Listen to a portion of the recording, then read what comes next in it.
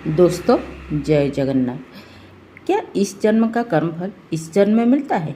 यदि हाँ, पूर्व जन्म के कर्मफल क्या होता है और पूर्व जन्म का कर्मफल किससे और कब मिलता है? हमारा पूर्व जन्म शायद कैसा था, किसको नहीं पता है, क्योंकि इंसान जब जन्म लेता है वो एक शिशु के रूप से लेता है और जब वो बड़ा हो जाता है संसार की माया जाल में फंस जाता है। इंसान के कर्मफल जीवन के आधार पर होता है। गीता में श्री कृष्ण ने अर्जुन को ये बात समझाई थी। मनुष्य का कर्मफल अवश्य मिलता है। आप महसूस किया होगा, जो लोग अच्छे कर्म करते हैं वो परेशान रहते हैं और जो बुरे कर्म करते हैं वो सुखी रहते हैं। अच्छे कर्म करने वालों को क्यों हमेशा इतना परीक्षा देने पड़ते हैं? एक बार की बात है, अर्जुन ने श्री कृष्ण से कहा, मैं दुविधा में हूँ, एक बात जानना चाहता हूँ। श्री कृष्ण ने पूछा, क्या सवाल है? अर्जुन ने, मुझे जानना है कि अच्छे लोग साथ हमेशा बुरा क्यों होता है। अर्जुन, मुझे ये बात सुनकर श्री कृष्ण ने कहा, मनुष्य जैसा सोचता है तहा वैसा कुछ नहीं होता है। अज्ञानता के वश से वो सच्चाई नहीं समझ पाता। श्री कृष्ण ने कहा, पार्थ, मैं तुमको एक कथा सुनाती हूँ, उसे सुनकर तुम समझ पाओगे। हर प्राणी को उसके कर्म से ही सब फल मिलता है और वो मनुष्य की इच्छा पर निर्भर करता है। वो धार्मिक राह चुनने की, अधर्म की राह। श्री कृष्ण ने कहा, एक नगर में दो पुरुष रहते थे। एक पुरुष व्यापारी था, उसके जीवन में धर्म का महत्व था। वो पूजा पाठ करता था, हर रोज मंदिर जाता था और दान धर्म करता था। और दूसरा पुरुष उसका ठीक विपरीत था। वो रोज मंदिर जाता था लेकिन पूजा करने नहीं, वो बाहर से जूते चप्पल चुराने। उससे दान धर्म से कोई लेना देना नहीं था और उसे भगवान पर विश्वास नहीं था।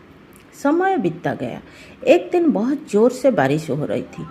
इस वजह से मंदिर में पुजारी के सिवा कोई नहीं था। ये बात जब दूसरे पुरुष को पता चला, वो बोले, ये सही मौका है मंदिर का धन चुराने के लिए। वो मंदिर का सारा धन चुरा लिया। उसी समय में धर्म कर्म से विश्वास रखने वाला व्यक्ति मंदिर पहुंची। दुर्भाग्य कि मंदिर के पुजारी उसे चोर समझ कर लिया और चिल्लाने लगे, बाहर से एकत्रित होकर, और उसे बहुत मारा। किस तरह वो उस जगह पर निकल गया, लेकिन दुर्भाग्य उसका साथ नहीं छोड़ा। मंदिर के बाहर एक गाड़ी से टकरा गया और घायल हो गया और रास्ते से जाने समय वो चोर से मिला। चोर ने बोला, आज मेरा भाग्य खुल गया। ये सुनकर उसे बहुत बुरा लगा। वो अपने घर चली गई और भगवान जी की सारे तस्वीर निकाल कर फेंक दिया। कुछ साल बाद जब दोनों की मृत्यु हो गई, मरने के बाद जब दोनों में यमराज के सभा में पहुंचे, भद्र व्यक्ति ने दूसरे व्यक्ति को देखे उसे बहुत गुस्सा आया। उसे क्रोधित होकर यमराज से पूछ लिया, मैं तो हमेशा अच्छे कर्म करता था, लेकिन मुझसे उससे बदले मुझे क्या हमेशा अपमान मिला? और इस व्यक्ति को नोट से भरी पुतली। आखिर ऐसा भेदभाव क्यों? ये सुनकर यमराज ने कहा, पुत्र, तुम गलत समझ रहे हो। जिस दिन तुम्हारा गाड़ी से टकराव हुई थी वो दिन तुम्हारे जीवन का आखिर दिन था, परंतु तुम्हारा अच्छे कर्म के वजह से तुम्हारा मौत एक छोटी सी चोट में बदल गई।